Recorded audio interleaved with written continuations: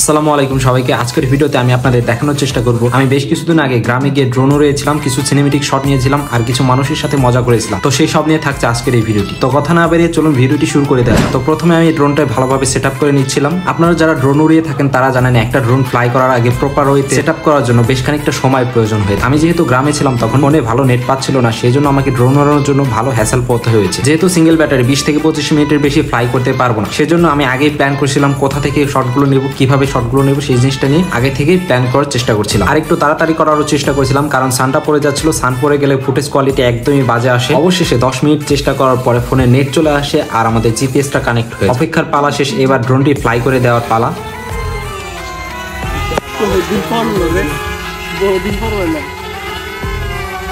Finally ড্রোনটি আকাশে উঠে গেছে, এবার হচ্ছে ফুটেজ নেওয়ার পালা। তো এখন সময় নষ্ট না করে চলুন সরাসরি চলে যাই ড্রোন ক্যামেরা।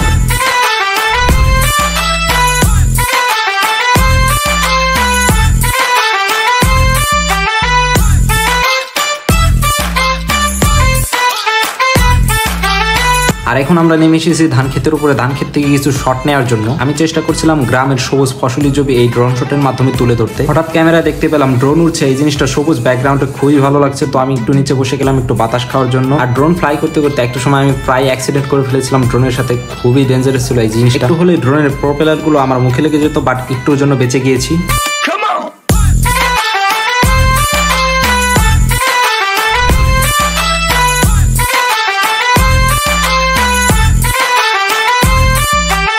হঠাৎ করে মাথায় চলে এসলো যে কারোর সাথে একটু ড্রোন দিয়ে একটু মজা করা যাক। খুঁজতে খুঁজতে একটা আন্টিকে পেয়ে গেলাম, তাকে একটু ভয় দেখানোর চেষ্টা করছিলাম, বাট সে তাকে কোনো রিয়াকশন দিচ্ছিল না, কারণ সে বুঝতে পেরেছিল এটা ড্রোন, কারণ এর আগে বেশ কয়েকবার ফ্লাই করেছে তার মাথার উপর দিয়ে। এরপর নেক্সট আমরা আরেকজনের কাছে চলে যাই। দেখতেই পাচ্ছেন উনি হয়তো একটু ভয় পাবে বলে মনে হচ্ছে, বাট বাচ্চাটা ভয় পেয়ে যায় আর উনি একটু কনফিউজড ছিল আসলে জিনিসটা কি। আর মেনলি হচ্ছে আমরা কোথাও লুকিয়েছিলাম না, আমরা ওপেনলি ফ্লাই করছিলাম। আর একটু পরেই তারা ধরে ফেলতো যে তারাই মজা করছে আমাদের সাথে। এরপর ড্রোন নিয়ে চলে যায় 3য় নাম্বার ব্যক্তির কাছে, দেখি সে কি রিয়াকশন দেয়। উনিও ঠিক বুঝতে পারছিল আসলে জিনিসটা কি। এদিকে আমার ড্রোনের ব্যাটারি খুবই লো হয়ে যাচ্ছিল, সেজন্য আমাকে বাধ্য হয়ে ড্রোনটা আমাদের কাছে নিয়ে আসতে হয়। ল্যান্ডিং করার আগে দেখতে পেলাম একটা কুকুর। ভাবলাম যে কুকুরের সাথে একটু ফান করে দেখি কুকুর কি ভয় পায় নাকি। এটা দেখে দেখতেই পাচ্ছেন কুকুর একটু ভয় পাচ্ছে মনে হচ্ছে। ড্রোনটা আমি আর একটু নিচে নামিয়ে দিই, দেখি কুকুর কি করে। ভয় পাচ্ছিলাম কুকুর যদি আবার লাফ মেরে ধরে বসে, কিন্তু না, কুকুর ভয় পেয়ে দৌড় দিচ্ছিল, ওইদিকে চলে যাচ্ছিল। বাট আমার ড্রোনের ব্যাটারি খুবই লো, এখন কোনো মজা নয়, ফান নয়, এখন আমাকে ল্যান্ডিং করতেই হবে। আর আমি চেষ্টা করছিলাম ড্রোনটি আজকে আমার হাতে ল্যান্ডিং করাবো। দেখতেই পাচ্ছেন অলরেডি আমার হাতের কাছে চলে এসেছে। এখন ল্যান্ডিং করানোর পর